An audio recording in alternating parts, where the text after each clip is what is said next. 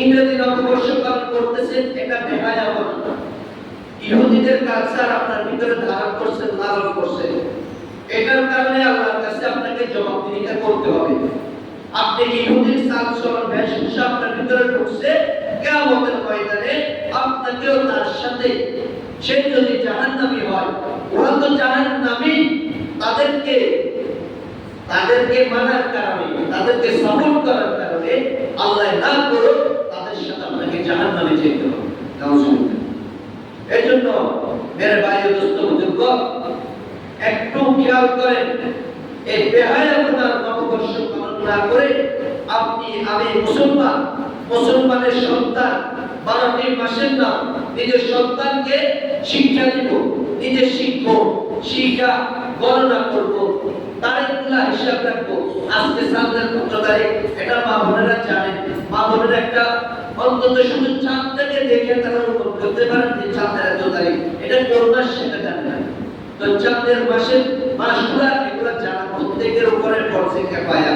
এটা ছেলে সন্তানদেরকে শিক্ষা দিবেন, নিজেও শিখবেন।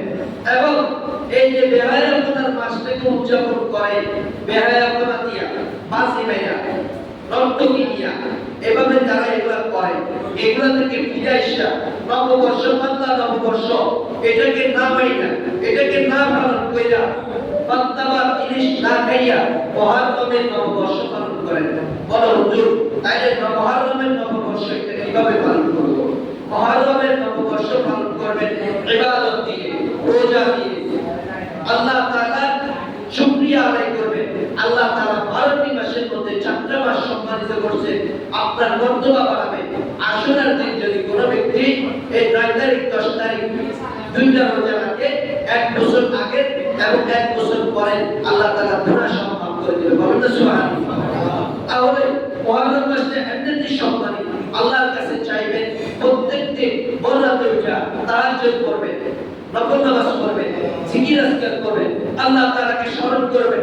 দিনের মধ্যে কয়বার আল্লাহকে রাখছেন, লা ইলাহা ইল্লাল্লাহ মুহাম্মাদুর রাসূলুল্লাহ, এই কালিমাটা পর্যন্ত আমরা পড়তে জানি না। এই কালিমাটা প্রত্যেকজনের উপর পড়া এটা ফরজ, কিন্তু আমরা জীবনে একবার হয়তো বক্তব্যে পড়ছি আর এটা ঠিক করি না।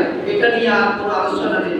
আল্লাহ তাআলার ঐক্য, আল্লাহ তাআলার যে একত্ববাদের সাক্ষী আমি হচ্ছি না, কিয়ামতের ময়দানে আমি এগুলা কিসের জবাব দেব?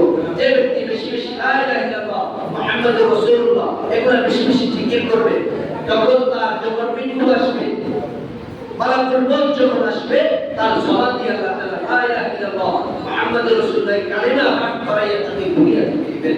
এজন্য এই মুহররম মাস আসতেছে, এটা ইবাদতের মাস, ফজিলতপূর্ণ মাস। এটার ভিতরে বেশি বেশি নেক আমল করবেন। বিশেষ করে যুবক ভাইদের করুন, নববর্ষ ইংরেজি পালন করছেন, বাংলা পালন করছেন, নববর্ষ আরবিটা পালন করা আপনার কর্তব্য।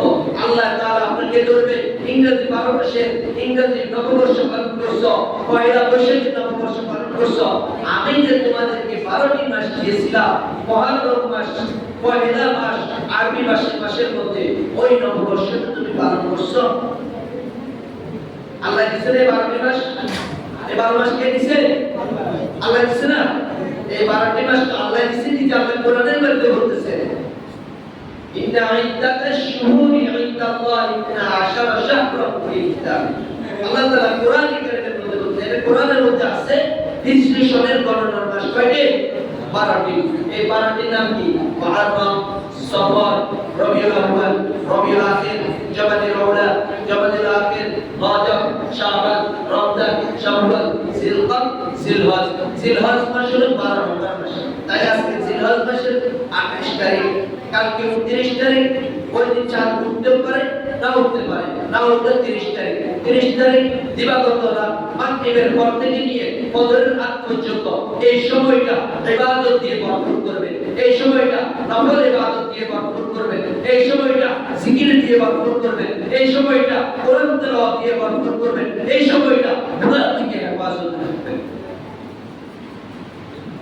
এখন আরো একটা কথা আছে, আমরা যে একটু আগে বলছিলাম যে মুহররম মাসের 10 তারিখ, এটা হাদিসের মধ্যে আছে, আমরা বলি এটা হাদিসের মধ্যে আছে, মুহররমের 10 তারিখ কোন ব্যক্তি যদি পরিবারের জন্য সচ্ছলতার একটা একটু অবলম্বন করে, ভালো খাবার খায়, ভালো খাবার খায়, গোশত মাছ ইত্যাদি ভালো মন্দর আয়োজন করে। রাসূল সাল্লাল্লাহু আলাইহি সাল্লাম বলেছেন পুরা বছর ভালো খাওয়ার তৌফিক আল্লাহ তাআলা দিবেন। ঠিক তেমনিভাবে এই মাসের মধ্যে কোন ব্যক্তি যদি গুনাহ থেকে বাঁচে, গুনাহ থেকে নিজেকে বিরত রাখে, নিজের নফসটাকে যদি গুনাহের থেকে ফিরে রাখতে পারে, তাহলে আল্লাহ তাআলা তাকে পুরা 11 মাস গুনাহ থেকে হেফাজত করবে। সুবহানাল্লাহ। আসতে বলতেন এটা কি বুঝলেন না?